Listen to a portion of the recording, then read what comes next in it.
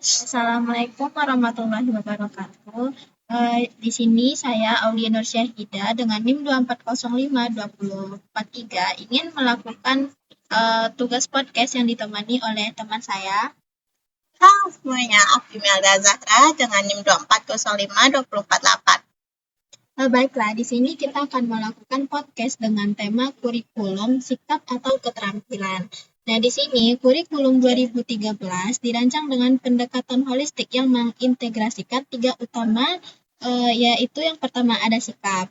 Sikap ini terbagi dari spiritual dan sosial seperti beriman, bertakwa, dan berkelebihan. Kemudian yang kedua ada pengetahuan, yaitu menguasai materi. Dan yang ketiga ada keterampilan, yaitu menerapkan ilmu pengetahuan dalam kehidupan nyata. Fokusnya seimbang, tapi sering ditekankan pada penguatan karakter bangsa melalui sikap. Nah, menurut email, mana yang menjadi fokus utama dalam mengimplementasikannya di kelas dan beri contoh konkret? Jadi gini loh, kalau pelajaran PPKN ini kurikulum 2013 itu sangat menyeimbangi sikap spiritual tentang sosial kan.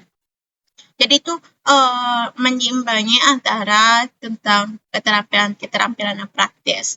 Tapi kalau kelas kita nih kayak di lapangan kan PKN itu kalau sekolah-sekolah itu biasanya utamakan sikap-sikap yang lebih kepada kebiasaan. Nah, kayak misalnya di budaya-budaya gitu. Mereka mengikuti di mencerminkan nilainya ke sikap spiritual itu, di mana mereka bakal menganggap karakter pendidikan ini paling mendesak, sangat membayangkan informasi tentang agar terhindar dari kontek-kontek yang ada sekarang kayak tersebarnya konteks tentang hoax-hoax gitu. Biar itu ya kan. Nah, contoh nyatanya itu seperti ada di sila Pancasila ya. Yang pertama dan kedua kayak kita yang pertama kan ketuhanan yang Maha Esa, keadilan sosial yang adil dan beradab ya kan.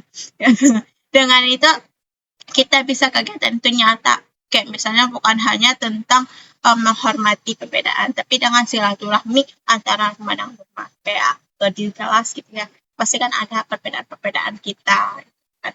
Nah, tapi dengan adanya kita menghormati dia, misalnya kayak kamu atau mungkin teman aku yang lainnya ada yang beda agama, nah jadi aku datang ke rumah dia buat silaturahmi, bagaimana melihat itu kan ritual-ritual mereka. Terus juga kadang mereka kalau lagi aku lagi lebaran, acara lebaran kita, dia datang buat silaturahmi biar ada tuh rasa saling menghormati satu sama lain gitu. Dan jadi kalau keterampilan praktisnya itu biar ada kayak misalnya kita bikin poster atau mading-mading gitu, portofolio apa sih namanya? Ya, mading. Nah, gitu tuh biar orang tuh tahu keberagamannya berbeda-beda, biar orang melihat bagaimana keterampilan mereka beda-beda. Baiklah, sekarang kita masuk pada sesi kedua, yaitu bagaimana cara kurikulum Merdeka ini membuat siswa senang. Kurikulum Merdeka ini kan membebaskan siswa dalam memilih proyek pembelajaran sesuai minat dan bakat siswa. Agar hal ini dapat mengurangi beban jam pelajaran yang kaku, serta menekankan pembelajaran berbasis proyek yang relevan dengan kehidupan sehari-harinya, sehingga siswa merasa belajarnya bermakna, begitu kan. Nah, jadi kan artinya kurikulum Merdeka ini memberikan kebebasan pilih kepada siswa dalam minat belajar siswa. Nah, menurut email, bagaimana agar cara ini membuat siswa merasa lebih senang dan termotivasi dalam belajar di kelas? Oke, baik. Kalau dari kurikulum Merdeka itu PPKN ya, versinya buat siswa itu besar. Juga mereka senang gitu karena sekarang tuh proyeknya bisa dilakukan sendiri dengan berbasis proyek PPKN. Kayak misalnya proyek-proyek pairing gitu. Sekarang ada tuh namanya kreatifan mereka. Dan itu mereka gak cuma hanya membaca, menghafal saja, tapi dengan menampilkan kreatifan mereka, bagaimana mereka bisa menerapkan tugas juga kayak misalnya sekarang bukan lebih mudah. Lebih mudah karena kan kalau dulu ya bahan ajar itu harus dilihat satu persatu dari buku bab 1 sampai bab 14 gitu ya. Tapi kalau sekarang tuh kayak udah ada pencapaian pelajarannya. Jadi guru itu lebih mudah Jadi tidak ada lagi dengan pembelajaran 1 bulan, tapi sekarang 1 minggu harus pas 1 minggu. Kayak hari Senin itu seperti apa, ada jadwalnya teratur. Jadi proyeknya itu benar-benar selesai tepat dengan minggu yang telah ditentukan sebelumnya. Oke, baiklah sekarang kita masuk pada sesi ketiga pertanyaan. Ya, benar. 3. Nah, yang sesi ketiga ini kita akan membahas apakah CP itu benar kunci utama dari kurikulum Merdeka. Nah, sedikit penjelasan dari saya, CP atau capaian pembelajaran ini adalah elemen inti kurikulum Merdeka yang menetapkan kompetensi akhir yang harus dicapai siswa di setiap tahap pendidikan. Menjadi acuan utama guru untuk merancang pembelajaran fleksibel tanpa silabus kaku, agar pembelajaran siswa itu tidak kaku begitu. Nah, CP ini di kurikulum Merdeka menjadi panduan kompetensi akhir yang wajib dicapai. Nah, apakah CP ini memang kunci utama dalam menyusun rencana pembelajaran sehari-hari? Oke, baik. Itu benar ya. Jadi PPKN kurikulum Merdeka ini CP, capaian pelajaran. Ini memang kunci utamanya. Kunci utamanya kayak itu GPS buat kita, buat menentu tujuannya gimana.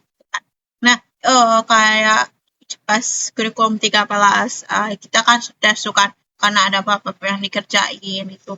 Terus juga kalau sekarang di kurikulum Merdeka ini lebih fokus kepada potensi besar PPKN yang baru dicapai biar tuh sesuai dengan nilai-nilai Pancasilanya. Tidak harus dengan menghafal gini. Tapi sekarang kan udah ada kayak media sosial yang bisa mereka tonton. Praktisnya tuh kayak gini. Aku kalau mulai dari pencapaian pelajar PPKN ini, itu misalnya kayak bilang siswa itu harus memahami sistem demokrasi dan bisa menganalisis pemilu lokal. Langsung aku merangkainya biar tuh gini gimana sini sasaran bukan gitu. Tapi kalau sekarang udah bisa pakai Canva, bisa dirangkai, bisa pakai bikin poster-poster gitu biar lebih menarik gitu ya kan. Untungnya itu gimana? Untungnya itu dari PPKN ini aku merasa biasa banget.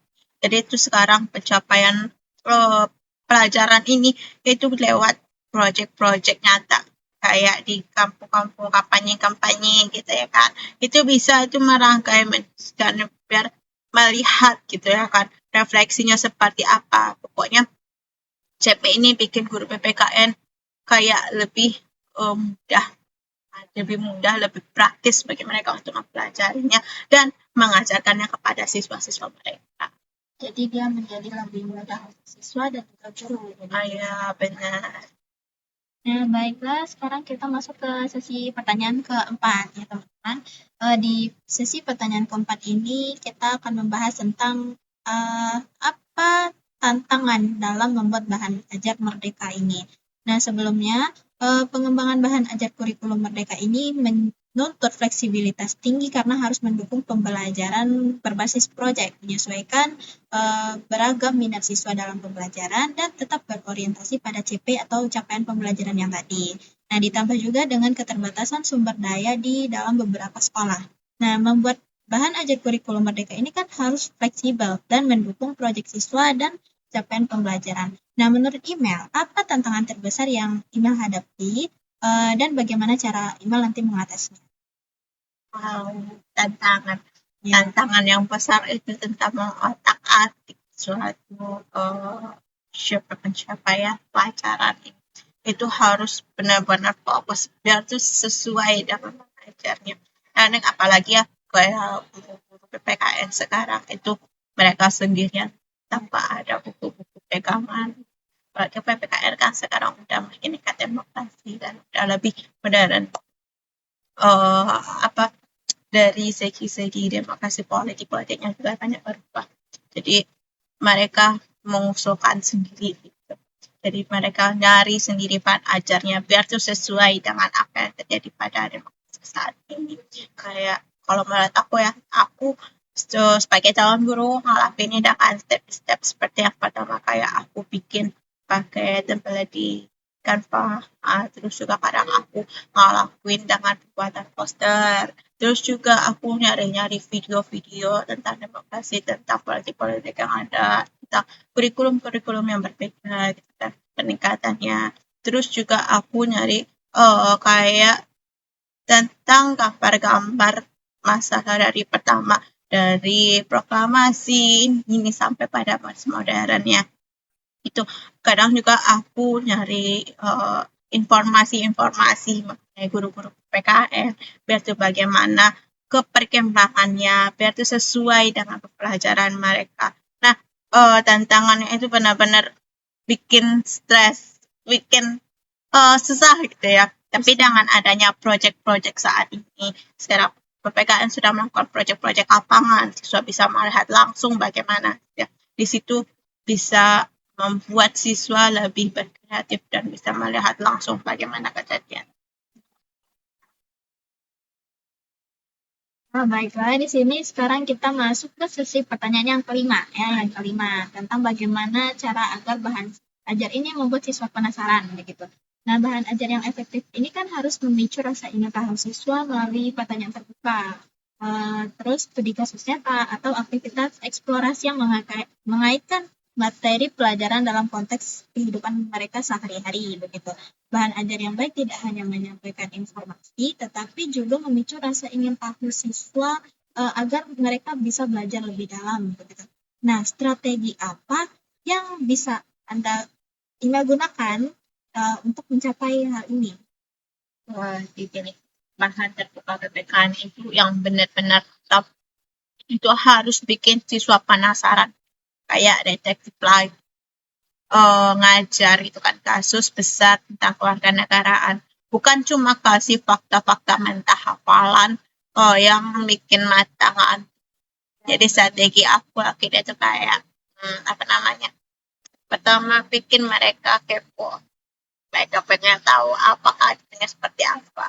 Terus juga aku ngelakuin biar tuh mereka, otak mereka itu juga mereka ingin tahu, pengen tak mengetahui paling dalam.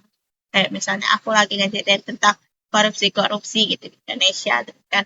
Tapi mereka nih belum tahu nih kan, belum tahu dalam. Berarti mereka pengen tahu, Bu, ini maksudnya korupsi yang terjadi itu siapa aja pelaku di balik itu gitu kan.